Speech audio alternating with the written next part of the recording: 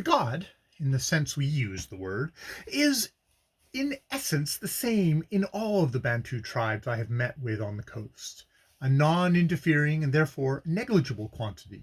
He varies his name, Anzambia and Yambia, Nyambia, Nzambia, Anzam, Nayam, Ukuku, Suku, and Nizam. But a better investigation shows that Nizam of the Fans is practically identical with the Suku south of the Congo in the Bine country, and so on. Behe country, and so on. They regard their god as the creator of man, plants, animals, and the earth, and they hold that having made them, he takes no further interest in the affair. But not so the crowd of spirits with which the universe is peopled. They take only too much interest, and the Bantu wishes they would not, and is perpetually saying so in his prayers, a large percentage whereof amounts to, "Go away, we don't want you. Come not into this house, this village, or its plantations." He knows from experience that the spirits pay little heed to these objurtions, and, as they are people who must be attended to, he develops a cult whereby they may be managed, used, and understood. This cult is what we call witchcraft. As I am not here writing a complete work on fetish, I will leave Nizam on one side, and turn to the inferior spirits. These are almost all malevolent. Sometimes they can be coaxed into having credible feelings like generosity and gratitude, but you can never trust them.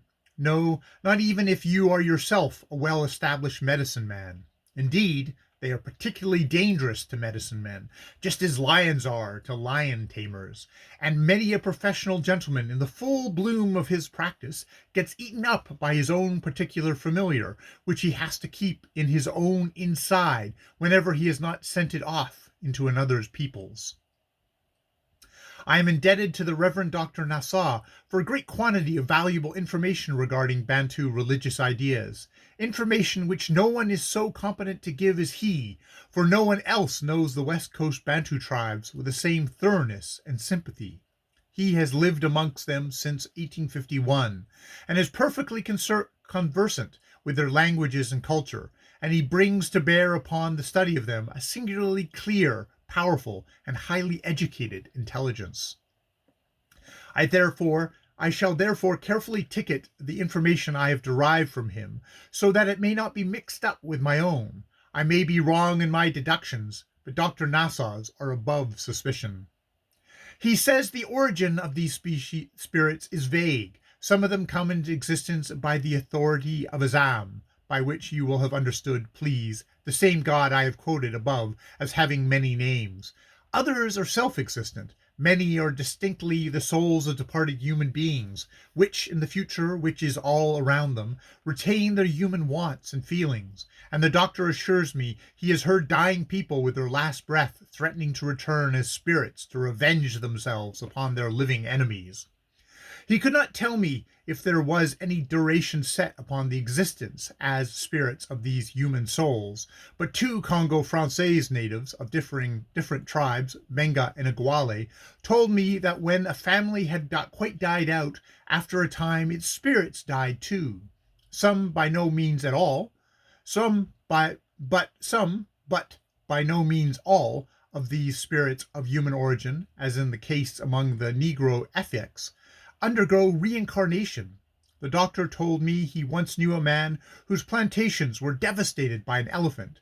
He advised that the beast should be shot, but the man said he dare not because the spirit of his dead father had passed into the elephant.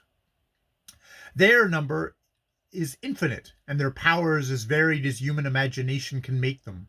Classifying them is therefore a difficult work, but Dr. Nassau thinks this may be done fairly competently into 1.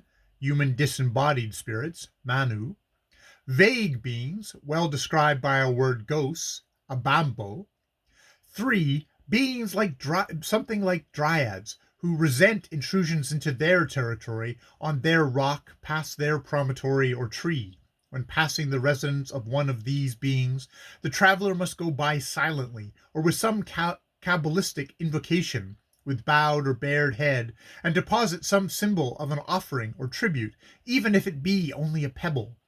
You occasionally come across great trees that have fallen across a path that have quite little heaps of pebbles, small shells, etc. upon them deposited by previous passers-bys. This class is called Ombiri. 4. Beings who are the agents in causing sickness and either aid or hinder human plans. Miwande. 5. There seems to be, the doctor says, another class of spirits somewhat akin to the ancient Lares and Penates, who especially belong to the households and descend by inheritance with the family. In their honor are secretly kept a bundle of finger or bones, nail clippings, eyes, brains, skulls, particularly the lower jaws, called in Mapongwe Orginga, accumulated from the deceased members of successive generations. Dr. Nassau says secretly, and he refers to this custom being existent in non-cannibal tribes. I saw bundles of this character among the cannibal Fans and among the non-cannibal Aduma, openly hanging up in the thatch of their sleeping apartment. 6. He also says there may be a sixth class, which may, however, only be a function of any other classes, namely those that enter into any animal body, generally a leopard. Sometimes the spirit of living human beings do this, and the animal is then guided by human intelligence and will exercise its strength for the purposes of its temporary human possessor. In other cases, it is a non-human soul that enters into the animal, as is in the case of the Ukuku. Spirits are not easily classified by their functions because of those different classes may be employed in identical undertakings. Thus, one witch doctor may have, I have found, particular influence over one class of spirit, and another one over another class, yet they will both engage to do identical work. But in spite of this, I do not see how you can classify spirits otherwise than by their functions. You cannot weigh and measure them, and it is only a few that show themselves in corporeal form. There are characteristics that all the authorities seem agreed on, and one is that individual spirits in the same class vary in power. Some are strong of their sort, some weak. They are all to a certain extent limited in the nature of their power. There is no one spirit that can do all things. Their efficiency only runs in certain lines of action, and all of them are capable of being influenced and made subservient to human wishes by proper incantations.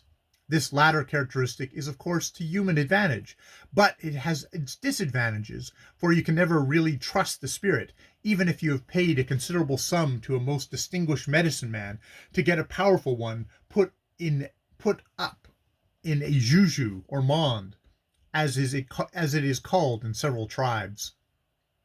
The method of making these charms is much the same among the Bantu and Negroes. I have elsewhere described the Gold Coast method, so here confine myself to the Bantu. This similarity of procedure naturally arises from the same underlying idea existing in the two races. You call in the medicine man, the Oganga, as he is commonly called in Congo-Francais tribes. After a variety of ceremonies and processes, the spirit is induced to localize itself in some object subject to the will of the possessor.